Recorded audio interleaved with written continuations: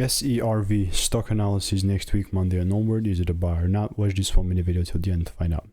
Looking at SERV Robotics, yeah, previous idea was correct and we delivered higher. And here's the proof of me calling out before time. And now this is how I would double down on this bullish momentum.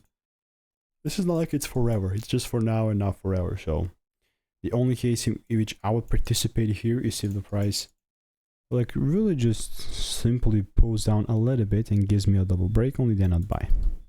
That's exactly what I'm waiting for. So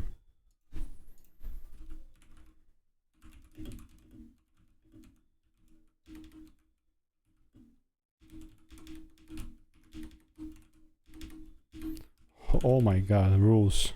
That's it.